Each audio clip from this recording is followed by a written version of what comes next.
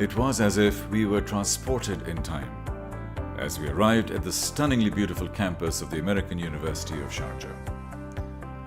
I felt a sense of nostalgia and really wanted to go back to school. We then slowly navigated our way to Sheraa, the Sharjah Entrepreneurship Center. Sheraa is a wonderful ecosystem, an innovation lab, a home for aspiring, dreamy-eyed but determined startups to establish their businesses. Here we sat down with Najla Al-Midfa, its general manager and one of the inspirations behind this amazing initiative. Najla was born and raised in Sharjah. Her amazing career spans many continents, and she worked for companies like McKinsey, Pricewaterhouse Coopers, Shell, and even Google. Her passion to support the local community and Emiratis, she worked for Khalifa Fund and is the founder of Khayarat. She also sits on the board of United Arab Bank and Sharjah Business Women's Council. Najla is a worthy mentor and an exceptional role model, particularly for all the young people in the region. She's a graduate from the University of Bayt and an MBA from Stanford University. We are deeply honored and privileged to be here in this beautiful campus, this stunningly beautiful place that we are here at the American University of Sharjah. We're right next to the library, and we're inside Sheraa. And there are a lot of things that are wonderful about this place, but even more interestingly and more importantly, we have one of the founders, one of the creators of this amazing initiative for entrepreneurs and for young people. And today we have Najla Al-Midfa, one of my favorite people here in Sharjah, even though she hasn't seen me that much. Only in Sharjah. No, only in Sharjah. Not only in Sharjah, one of my all-time favorite people. Of the three people you know in Sharjah. Of the three people I know in Sharjah, yes, this is true. Okay. But I'm saying that honestly, because there are not many people actually, that I know here, but you always come across as being very special and very authentic and very real, and those are values that I respect a lot. Thank you. But thank you for welcoming us here. Thanks a lot, Lara. It's a pleasure to be part of the series. Thank you, thank you. So, Najla, I mean, this is your dream, this is your environment. When you were a little kid running around in little schools here and there, what did you think of? What did you imagine your life to be at this stage of your life? Well, I certainly didn't imagine it would be this. You know, I had a very different childhood. We were talking about generation gaps, and perhaps I was one of the last of the previous generation who enjoyed the more traditional childhood of, you know, riding bikes and, you know, playing outside and going over to the neighbor's house and so on, which you don't see as much, you know, nowadays. We didn't have any smartphones and laptops and computers and DVDs and all of these things.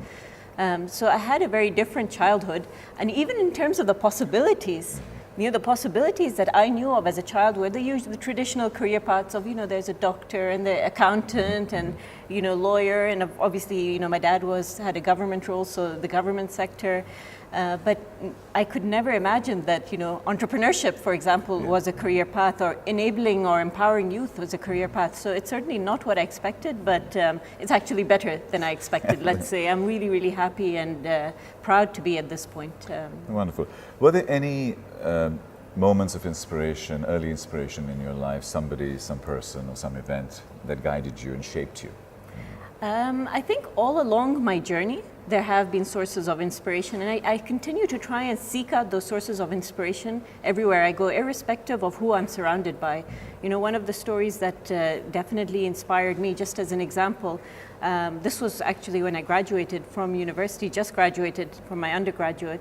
I wanted to do some volunteer work, and so I was volunteering with Make-A-Wish Foundation over here, and met a very special girl named Adari, who you know had a terminal illness, and we got very close. And you know, again, you may assume, well, she's 11 years old, and you know you're 20, and there's not much to learn there. But there was so much I learned from her in terms of being patient, in terms of always looking at the positive side of life, in terms of being nurturing. She was a lovely person, you know. So whether it's that, whether it's the youth that I work with today, I'm constantly learning from them.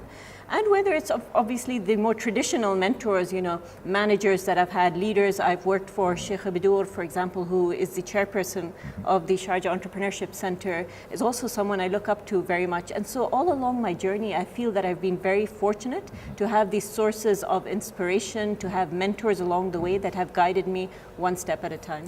And of course, family. Was I naughty? Were you a naughty child? I mean, of course, it depends on who you ask. My parents may have a different view, but genuinely, if you look at report cards, another thing that has changed, all the report cards were handwritten in those days. Yes. If you look at them all, it was basically that I was a very quiet person. I was a shy. I could probably go through an entire academic year without saying a single word in class, unless I was specifically asked to say something. So I was actually a very, very shy child, and I still consider myself somewhat of an introvert, but obviously, I've kind of come out of that shell and learned to be more confident and so on. So that's been a journey. But yeah, I definitely wasn't a naughty child. But I was, I think, a rebellious child as I got into my teens and into my older years, and not rebellious for the sake of being rebellious, but rebellious for the sake of pushing boundaries. Yeah. So whether it was small things like wanting to go abroad to study, which was sort of unheard of, especially on my father's side of the family, for a girl, an Emirati girl, to go abroad and study alone.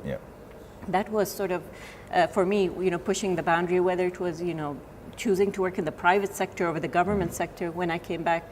Again, wanting to create my own path, I was a rebel in that sense. Wonderful. I mean, that's where you have been a role model. Were you a very curious person? Were you always asking strange, difficult questions? Yeah, I think so. I think, again, I don't think I necessarily asked them out loud, per se, but I think I was always wondering. I was always very curious about how certain things worked and why certain people were the way they were and why certain things were accepted as the norm. And why, so I think this questioning of why has actually driven my life. The question is not why, but why not? That's what I always wondered. Why not? Why can't we do these things? And over time, I think that's really what has pushed me over my journey. Is this some of the things, some of the values that you impart to the young people that are working with you now? Yes, I mean, you obviously, there's one way, I want to impart those values, but I don't want to enforce or force them to take on values that perhaps are not their own values. But I certainly share my own values with them. And it comes up especially in conversations, for example, with young girls. My parents won't let me do this, for instance. They won't let me go abroad to study, and I really want to go abroad to study. What should I do? So obviously I'm not going to say, well, never mind what they say, get on a plane. But at the same time, you want to encourage them to have those conversations with their parents, have the conversation with their family, and to push the boundaries where possible. So that I do try and impart those values, but in a very sensitive way. You have a wonderful academic career. You at university in the UK, and then you went to Stanford. You want to share a few thoughts and ideas and experiences there? Sure. Well, my experience in the UK was my first experience abroad. So I had grown up in a very sheltered environment over here. I went to all-girls high school, and then had this amazing experience of living alone. I chose to study computer science. I don't think it was because I was being particularly, far-sighted or, had this vision that, technology would play such an important role in our lives. I think it was just that I had just started to get to know this thing called the internet, and I enjoyed using it. And because there was a lack of career guidance at the time, I didn't really know what else to study. So I thought, well, computer science sounds good enough. I enjoy using the internet. We'll go with that. So academically, I don't think I had the best experience because I don't think I had genuinely explored what I really wanted to do. But just as a personal experience, just living abroad, being independent, I think the amount that I grew in those 3 years, was tremendous. Fast forward a few years later, so I came back, I did work in the private sector at Pricewaterhouse Coopers, at Shell for a few years, and then decided to go ahead and study for my master's. And there I think, of course I was used to living alone at that point, so I was more used to the independence, but I really enjoyed the academic experience because I knew myself, there was more self-awareness. At that point I was probably 26 years old when I started my MBA, and so I was able to choose the courses and the modules that were of more interest to me rather than being told exactly what to study. Stanford is an amazing place, and yes. you. In fact, it's going to be my 10-year reunion in May. Okay, So brilliant. it's been a while, but it is an Yeah. amazing place, yes. And so any sort of nuggets from there, any people that you met that you were inspired by saying, wow, that's the sort of person I want to be. Yeah. Any memories from there? You know, we were very fortunate at Stanford because of the kinds of, being obviously based in the Bay Area and in Silicon Valley, the kinds of guest speakers that we could attract to campus and the kinds of people you'd be able to hear from. I mean, famously, of course, Steve Jobs, gave one of the commencement speeches at Stanford. So, that was the caliber of people that you would interact with almost on a weekly basis. Yeah. It wasn't a once a year thing, there isn't any specific speaker that I can point to, but whether it was the students, whether it was the professors, or whether it was the guest speakers, I found myself constantly inspired to do more and reach for more in an environment like that. Because in the last 10 years, 12 years since you were there, the world has really, really transformed Yes. itself because of Moore's law, because of stuff that's changing, the exponential shifts that are going on. Yes. And in these 12 years, you can actually see that huge shift. Yes. Do you feel that sort of that energy of change that is around you? I do feel that energy of change, and especially being based in a university. Again, the Sharjah Entrepreneurship Center is based at the American University of Sharjah, and so we're constantly surrounded by youth. And we've talked about it just briefly before this interview, was the process of reverse mentoring. Yeah. And I find that the tables have turned and I'm learning more from the students and the youth than I know myself. Yeah. So it's really interesting for me. In fact, one of the things we do here at Sheraa is we run an incubator, and a lot of the workshops that we do, whether they're tech workshops or entrepreneurship workshops, are actually led by students. They will self-teach themselves online, on MOOCs, using MOOCs, so on, and actually share those skills with their fellow students and with people like us. So I genuinely feel that times have changed.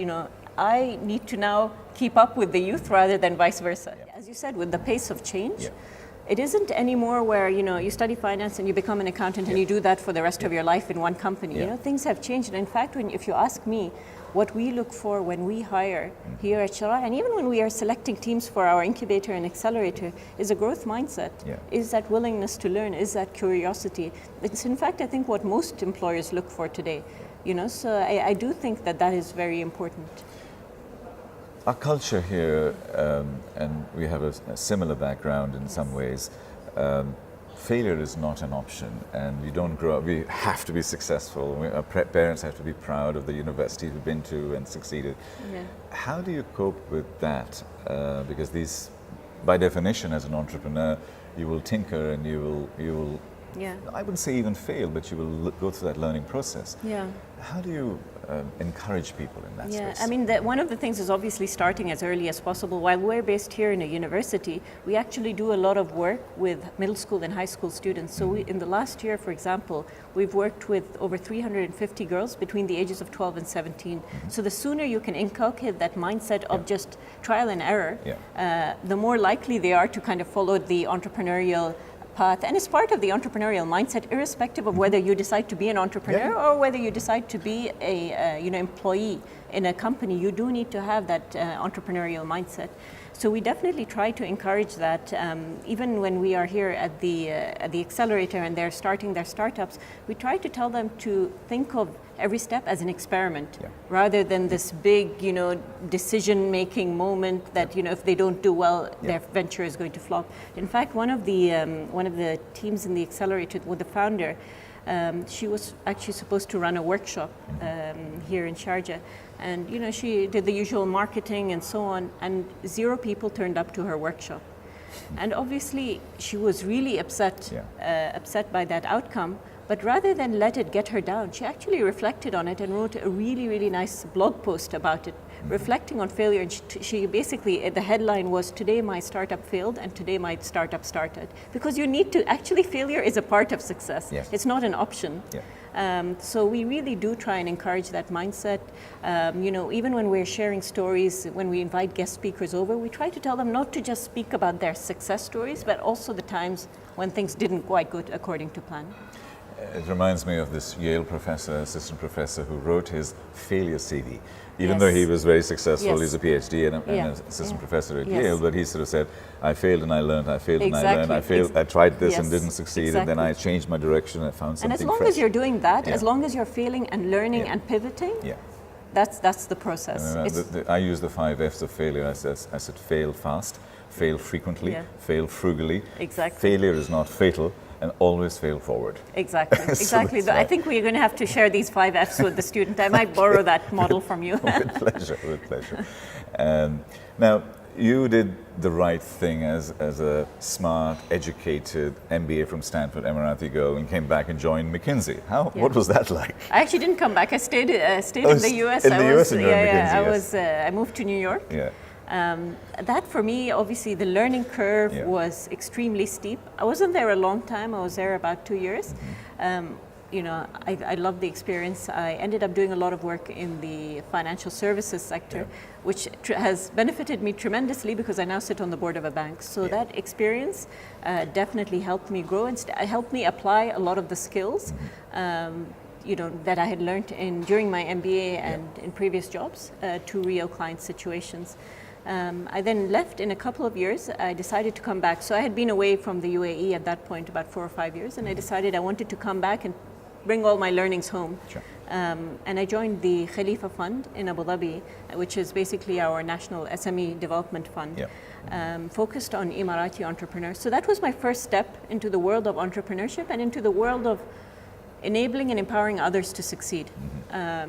And I was there for, again, about 2 or 3 years. And that's when I had my, if you like, my moment of obligation where you start to reflect on, I need to do more.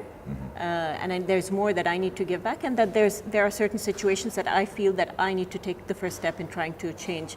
And one of those situations was, my entire career, whether it had been PwC, Shell, McKinsey, I was always either the only or one of a few Emiratis in those companies. And I never understood why, because the learning and the experience that you get in those companies was tremendous. And so I took it upon myself to kind of start a social enterprise that would provide, and I felt it was primarily a lack of career guidance and awareness. So I took it upon myself to provide more of that through a social enterprise called Khairat, which means options in Arabic, and to work with young Emiratis to encourage them to explore the private sector rather than jump straight into the government sector. You broke the mold. You were Emirati, you were a lady, and you were in the private sector.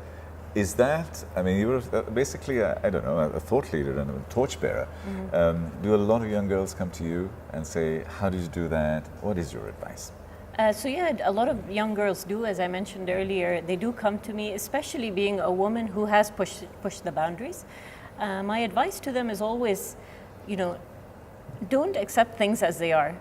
With each generation, I feel our obligation is to move that boundary a little further and to achieve a little bit more. But it can't be done alone. It can never be done alone. It needs to be done through conversations with with the families, with employers, with the professors and so on. So I always try to say, build that support network to support you as you push those boundaries, and never be afraid to actually follow your passions. That's one of the things that I often think about. When I was 18, 19, as I said, I chose computer science because it felt like that was one of the options, that was the right thing to do. But I do wish I had explored my own personal passions a little bit more, whether it was, for example, writing. Nobody actually said, you could be a writer, for instance, or whatever it may be. So I feel that they should also speak to as many people as possible to understand what the various options are. So like I said, it's through collaboration, it's through conversations that we can actually push these boundaries. Fast forward to today, you are heading Sheraa here and Khairat. So those are your 2 initiatives. What sort of makes you jump out of bed in the morning instead of say, I'm going to work? What's that energy that drives you? I think it's knowing that we're making a difference. And the great thing is, it's not one of those things, it is also one of those things where you see the difference over the long term, but it's also one of those things that you can see the difference in the short term. Sure. So, 1 year ago, we didn't exist at Sheraa. We had just launched, in fact, and you were one of our first speakers at Sheraa. And here we are 1 year later with 10 startups that have graduated from Sheraa that are now operating. And will be, for example, at the STEP conference later this week, and some of them have been nominated for prizes. They've been been asked to be interviewed in the media, and so for me that's a really proud moment that we've taken something that was just an idea in their head, taken that spark and made it into something real. The same with Khairat, by the way. Again, you start with someone who's a little bit confused, who has the willingness is usually there, but the guidance isn't. And then you see them get into their dream jobs, and it's a wonderful feeling. What are your views in terms of jobs versus entrepreneurship, and how is that shift happening in the world today? So I think this is the big discussion at the moment, the future of jobs, and things are definitely changing a lot. One of the things we say over here at Sheraa is to think of yourself as a job creator rather than a job seeker. And I think more and more in the future, people will have to be creating their own jobs. We don't want to force fit entrepreneurship and tell everyone that you're not a success unless you're an entrepreneur. But we do think that the entrepreneurial mindset is really important, and this is why we're continuously offering workshops, irrespective of whether or not they have their own venture that they want to start. But I do think things are changing. You're seeing many more of these micro-entrepreneurs and freelancers, that being the trend, rather than, you look at our forefathers and typically they were lifers in one of the big corporations, for instance. So that's definitely changing. You're amongst the pioneers to be a director at United Arab Bank, and so when you were looking for people, so if you had a CV arrive on your desk, what would you be looking for on that CV? I mean, for me, the CV is just one data point. Sometimes I'll interview people without even looking at their CV at all. It's no longer the traditional means of, employment where you present your CV, it has your GPA, and it has a few years of experience, and an offer is made based on that. For me, it's much more about cultural fit. So whether it's at Sheraa or whether it's at the bank, the person being hired needs to fit the culture of the organization. And I go back to curiosity and a growth mindset. With the way things are changing at the moment, nothing is staying the same. And so people that we're hiring they have to have that desire to constantly learn, to grow, and to constantly innovate. So those are the things we usually look for when hiring. There are so many people in our MENA region and in the UAE also now who are actually worried about their futures. How do you see the future, and what should they be looking forward to? Well, I think the future is bright. I mean, if I were to take just this generation that I constantly interact with and take them as any indication of what we have in store, I think the future is bright. I think they are a very intelligent generation. I think they're a very driven generation. And what I really love about them is that they're driven not just by money, but to make a positive change. So I think we'll be living for sure in a very different world, but I think it's going to be in a very exciting world. But in order for us to comfortably enjoy that world, we need to keep up with it and keep pace with it. And so constantly be learning and renewing ourselves in that sense. You're a computer scientist, you understand technology, and the rate of change of technology, one of the theses that I have working with IBM Watson is that expertise will get commoditized and all of the soft skills will become the real Even more thing. important, and absolutely. even more important. Yes. So anything that cannot be commoditized or digitalized will become 10 times more valuable. Exactly. Do you see that realization amongst employers? I think so. I mean, when we speak to employers, typically they'll say, I think the one thing we hear all the time is there's a skills gap. Funnily enough, on the one hand, unemployment is really high, and on the other hand, you speak to employers and they'll say we can't find the talent we're looking for. So it's a strange situation, and often they'll say that because they say there's a skills gap. And when you ask them what that skills gap is, it's rarely that the technical skills are missing. It's often the emotional skills and the critical thinking skills that we hear are missing. And so one of the things we do here at Sheraa is, like I said, in the incubator, there are 2 tracks of workshops that we have. One is the hard skills, which are the robotics and the coding and so on. But the other track is actually the soft skills, and that's the interpersonal communication, it's the listening skills, active listening, it's how do I approach a stranger and speak to them, how do I go and network, all of these skills are really important, and so we teach both sides of that coin as well. Tell us your average day. I mean, you come in, you meet crazy people, what actually happens in your life? I don't think any day is particularly average, but I would say on most days we get to work around 9 a.m. So I am anyway a late riser, and so this works quite well for me. And given that most students are in classes in the morning, we start a little later, but we tend to finish a little later. So we do our events after they're done with their classes. So we'll usually come in the mornings. Often we'll start with a team meeting. So we start the week with a team meeting where we discuss what's going to happen in the coming week and what the long-term plan is for. We usually plan in 3-month cycles. Sure. So what the plan is for the next 3 months, the overview. We then start to, again, it depends. We either are spending time with the students who are in the incubator. So when they're in the incubator, they're working on their product and their prototypes, or spending time, if the accelerator is running, the accelerator runs twice a year, spending time taking those products to market. So the accelerator, in order to get in, you must make your first sale in the incubator. Okay. So we're spending time over there helping them, introducing them to customers, introducing them to possible partners. So most of my time is either spent helping the ventures, or where necessary, obviously, leading the organization, needing to do certain marketing events or publicity and PR and so on. You're wearing a blue dress, and your blue cape is right behind you. You're Superwoman to a lot of people. It's missing today. Yeah. But on a more serious note, I mean, you are a role model for a lot of young people and a lot of Emirati women. What are the important things that you talk about to them and impart confidence and credibility to them? Because you are the role model. I am not the role model. There are many role model, and I do encourage them to have as many conversations with. One of the things I love is when they reach out to me and actually take that initiative. And I constantly tell them, and if someone does, and often I get these messages on LinkedIn and on Facebook, and I always make it a point to respond to them and actually meet with them in person. And I think that's really important because I want to encourage them to do that more. If I don't respond, I always feel that they'll take that as a sign that nobody's interested, and so I really kind of take that time to meet with them, to listen to them, and to share my story as openly and as transparently as possible with them. And I encourage them to do that more often with role models, irrespective of whether they are men or women. I think there's things to be learned, as I said, from everybody around us. As I've said in the past, I always try and encourage them to get to know and understand themselves better, and not to be afraid to actually go in or follow in the footsteps of their dreams. And so that's one of the main things that I try and encourage them to do. Okay. Najla, could you tell us about the business community in Sharjah? And because a lot of young people are looking for jobs and so on. And how do you see things shaping? How do you see them developing? Well, the business community in Sharjah is thriving, and Sharjah is trying to position itself now also as a startup hub. So for people who are looking for jobs, one track is entrepreneurship, and a center like Sharjah Entrepreneurship Center can help them not only start their businesses, but actually get licensed and set up in a place like Sharjah.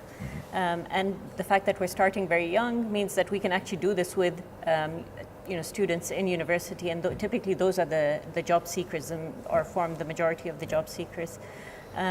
The other fact is, of course, a lot of companies based in Sharjah, whether it's sort of Arabia or whether it's leaders in their industry, are constantly looking for talent. And this is one of the first stops that they make is the university city here in Sharjah, which houses over 20,000 students.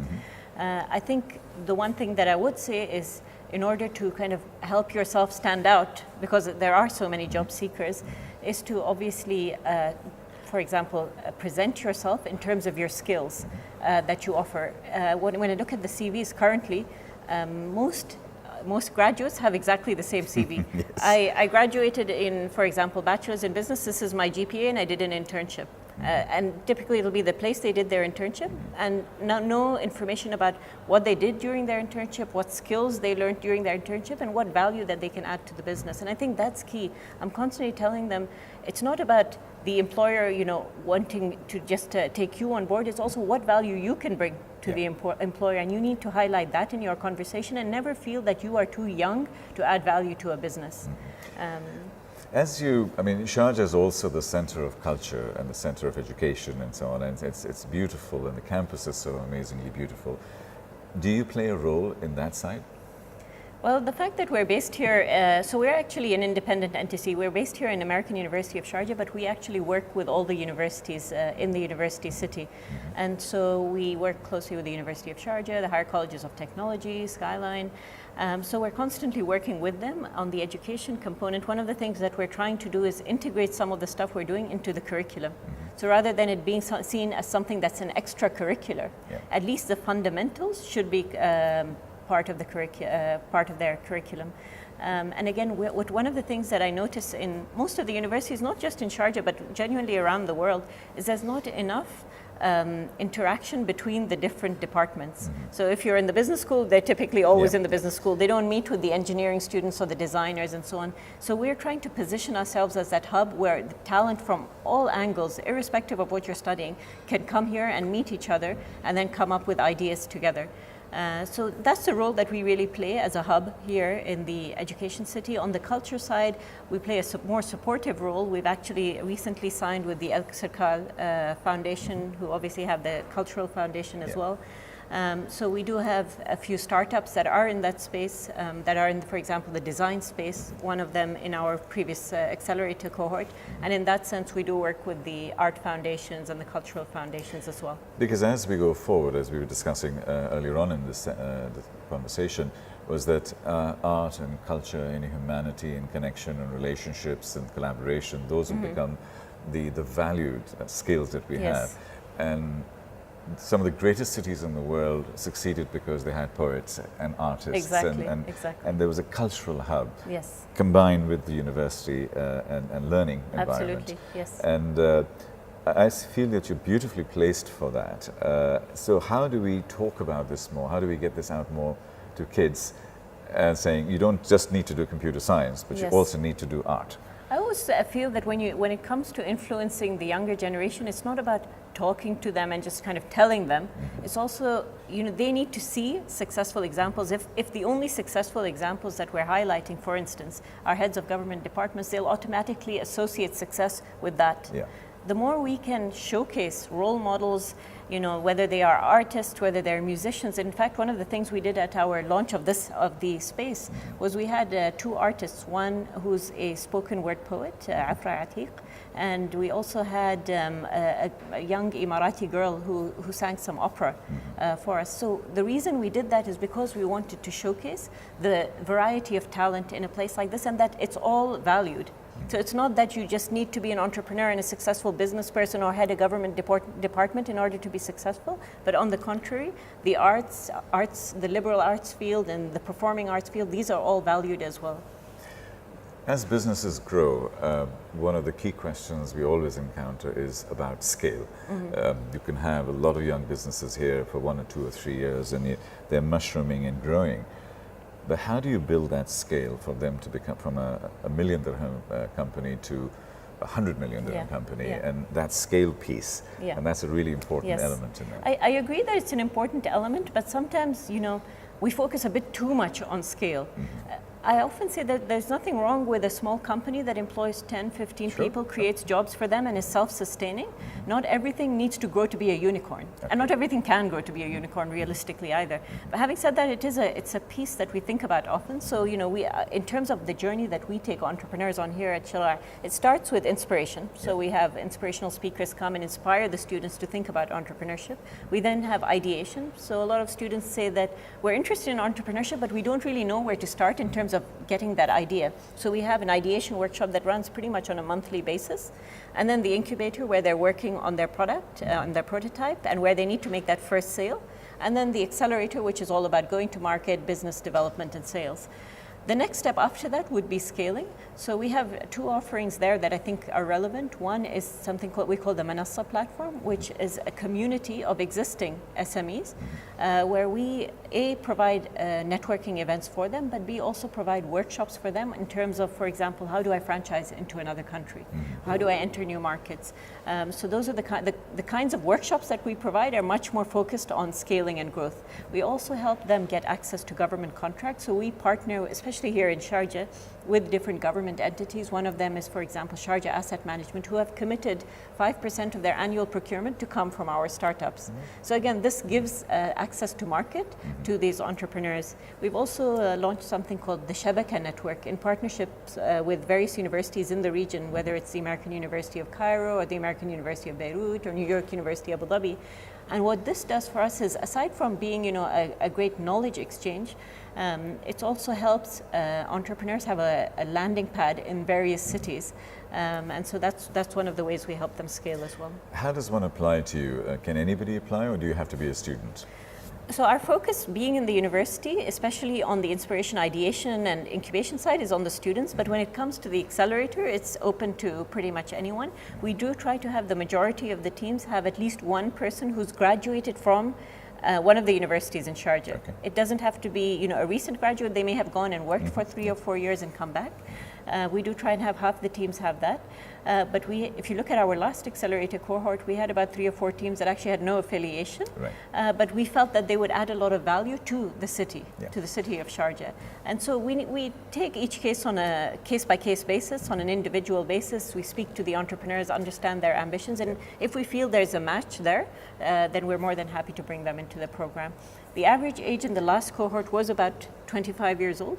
And so, and the range was, sort of from early 20s till late 30s. And everything in terms of social enterprises, art-related startups, 70% were tech-enabled. We had at the other end a machine learning, natural language processing startup for Arabic language. So again, a lot of variety. And we try to take 10 per cohort and 2 cohorts per year and focus more on quality rather than quantity. You're an extremely successful person. You've reached a beautiful inflection point, and you can grow from there and really just propel yourself into the future. How do you see yourself growing in, say, in the next 10 years? That's a tough question. It's hard for me to plan beyond a year in advance. But in the next 10 years, honestly, my ambition is, we talked about scale, Yeah. and I agree. I mean, for me, at least, scaling impact is important. While I love the fact that we are producing 20 startups every year over here, the question that's constantly on my mind is, how the MENA region, we have the highest youth unemployment Yeah. rate in the world. It stands at 30%. How can we scale a solution like Sheraa, which we're seeing the impact of, but it's only impacting the students around here? How can we scale that to impact students around the region and impact youth around the region? So that I think is something that's on my mind and something I'd like to work towards in the next 10 years, scaling and the impact that we're having, whether it's through Khairat or whether it's through Sheraa. Even Khairat in terms of, right now we're placing, for example, this year, hopefully 100 Emiratis in the private sector, in internships in the private sector. How do you scale that to touch a lot more Emirati lives and the lives of other Arab youth in the region? What are the sort of things that you do, in your life on a more human level? I mean, on a personal level with family and so on. Do you spend much time? Yeah. I do make it a point to spend, so Friday afternoons, Friday lunch is typically with the family.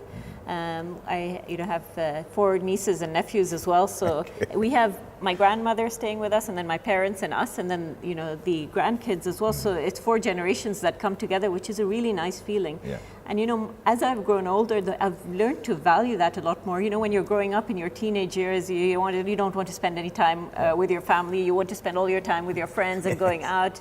But as I've grown older, I've learned to really value that family support network. So I do make it a point to try and spend time with them, certainly on weekends. On weekdays, it's a little bit harder because typically on weekdays there are a couple of things that I enjoy doing. One is, for example, on a couple of days a week going boxing. So that's a great way to release some pent-up energy. Occasionally I'll do a little bit of yoga. So some form of physical exercise is usually part of my week. The other thing I enjoy doing is travel. So one of the things that I've picked up in the last couple of years is just going on more adventurous trips rather than the more typical trips. So climbing mountains such as Kilimanjaro, or going on treks like the Everest Base Camp trek, or in Bhutan. So these sorts of things have allowed me to push my own personal boundaries, and really push myself beyond what I thought I was capable of, but has also allowed me to form another nice close-knit group of friends as well to travel with. Do you like to write poetry? Do you want to be an author? Do you want to be an amazing artist? Between you and me and anyone watching this video, I do feel that, that's one thing that I would really love to do is someday write a book. I don't know if it would be a novel or whether it would be nonfiction, but you know when you feel that I wonder if everyone has this feeling. Everyone I speak to says the same thing, but I really feel that I have a story to tell. Right. And so whether that happens through a book or some other media, we'll see. I was going to say another media. If you were a director of a movie, yeah. What would that movie be? And what would that movie be about? Oh, that's a tough question to ask me on the spot. I have no idea, but I think the message would be a very positive one. Mm-hmm. And it would hopefully leave a positive impact on the lives of others. I think that's the outcome I'd be looking for. Let me ask you, fast forward deep into the future. Let's say we put ourselves in a time capsule and we just transport ourselves 50 years from now. This is your sort of 85th birthday and this place is full of people and we're all looking at you as a grumpy little granny. I don't think I'll be a grumpy granny. No, okay, that's good. Hopefully you'll be a happy granny. Yeah, you'll be a gorgeous granny. Inshallah, yeah. And as a gorgeous granny, what would we be saying to you and about you? How would we be celebrating your 85th birthday? I think it'll be a really, I hope it will be a really energetic party. So if we're over here, we'll make sure we make it a night to remember. And I'd love to celebrate. I mean, for me, what I would love is, of course, aside from having family and friends around. And as I said, the older I grow, the more I realize the importance of these relationships, especially these long-term relationships that have really seen you through all the ups and downs that life brings our way. I'd love to also see the lives of the the youth that we're working with today, whether or not they're entrepreneurs. I'm sure they'll be successful in their own right, whether it's as leaders of companies, whether it's as entrepreneurs, whether it's as scientists, artists, musicians, whatever it is. I'd love to see them around and know that in some small way, I had a role to play in their life. Any last advice that you would like to share with the audience and with young people and parents and employers? Any bit of advice that you'd like to give us? I think that each person in life has a calling, and the onus is first of all on the individual before anyone else, is to really spend time to get to know what it is that you are passionate about and what your purpose is in life. And then as a support network, whether it's families or whether it's educators, whether it's employers, it's really our role is to help enable these young people, to help them achieve that purpose in life in some small way. And again, Sheraa is one of those examples, Khairat is one of those examples, is really to enable others to achieve success. As you know, Steve Jobs, in the famous Apple ad, The Crazy Ones, there's a story that I love, and I don't know, to be honest, if it's a true story or not, but I've heard it several times in the past. The copy was written by a famous advertising firm, but there was one line in that entire copy that Steve Jobs himself added, which is, they move humanity forward.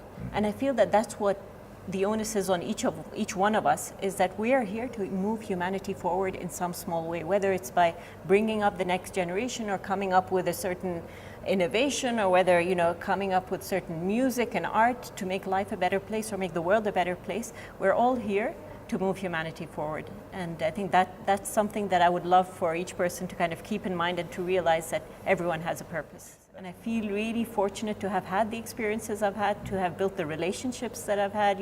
We spent every summer abroad growing up, and there's a lot to be grateful for, and there's a lot that we can give back as well. So that's my parting thought.